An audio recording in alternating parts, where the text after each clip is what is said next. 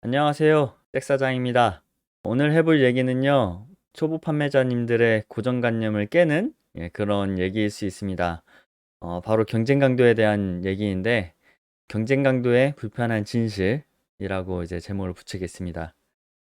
오늘 하는 얘기들은 조금 예민한 주제일 수 있습니다. 지극히 제 개인적인 견해이고요. 제가 사업을 운영하면서 생각했던 것들, 그런 것들에 대해서 이제 말씀드리는 것이니까 참고 부탁드리겠습니다. 오늘 큰 거 옵니다. 시작하겠습니다. 먼저 경쟁 강도는 무엇인가?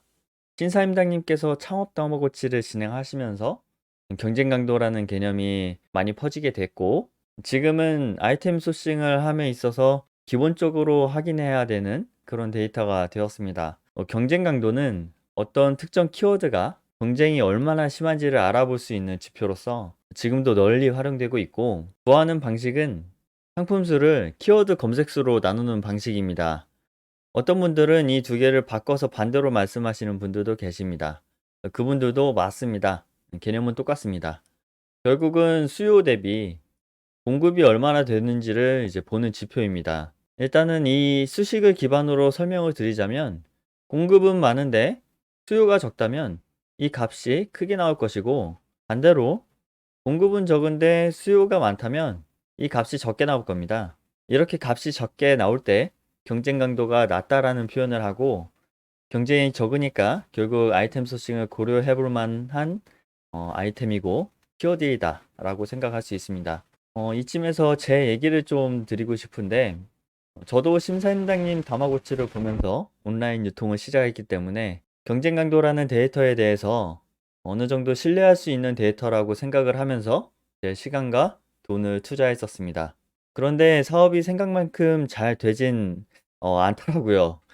그렇게 1년 정도 거의 매출이 없다시피 할 무렵에 뭔가 잘못돼도 한참 잘못됐다는 이제 생각이 들었고, 제가 아이템 발굴을 할 때 썼던 기법들을 하나하나 점검하기 시작했습니다.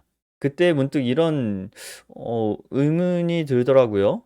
경쟁 강도라는 데이터, 이게 진짜 신뢰할 수 있는 게 맞나? 라는 거예요. 그래서 경쟁 강도에 대해서 세밀하게 한번 뜯어보기로 했습니다. 근데 보면 볼수록 이건 정말 마치 좋은 개살구 같은 그런 개념이었습니다. 이제 한번 차근차근 따져보겠습니다.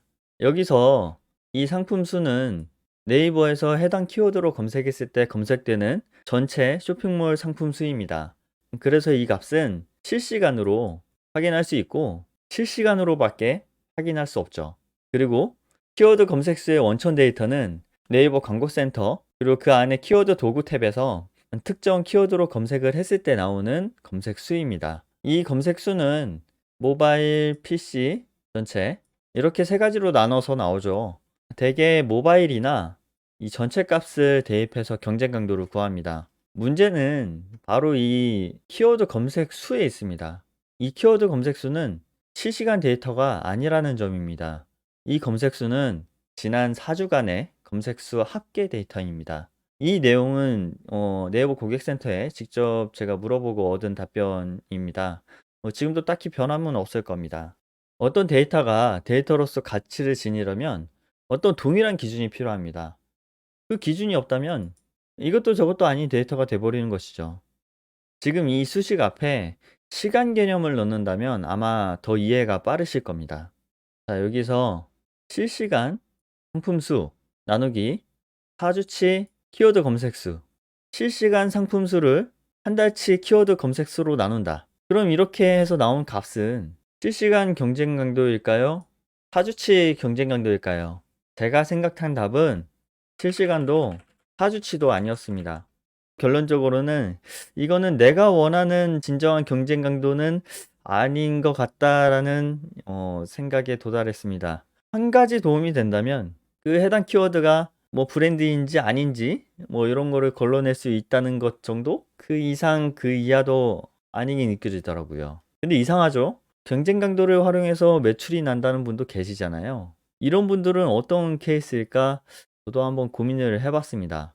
아마 이런 경우가 아닐까 생각이 들어요. 키워드 검색 수가 4주치 합계이니까 이걸 주차별로 나눠서 몇 가지 상상을 해볼 수 있습니다. Y축은 키워드 검색 수입니다. 그리고 X축은 주차입니다. 1주차, 2주차, 3주차, 4주차.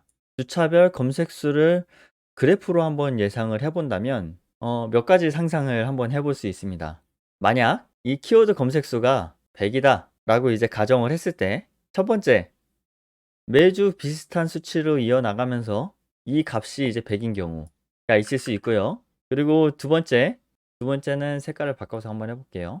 1주차 때 검색수가 많았고 2주차, 3주차, 4주차 때는 검색수가 적고 이 합계가 100인 경우, 이런 경우가 있을 수 있고요. 그리고 세 번째, 1주차, 4주차 때는 검색수가 상대적으로 적고 2주차, 3주차 때 검색수가 가장 많은 경우, 요게 이제 세 번째.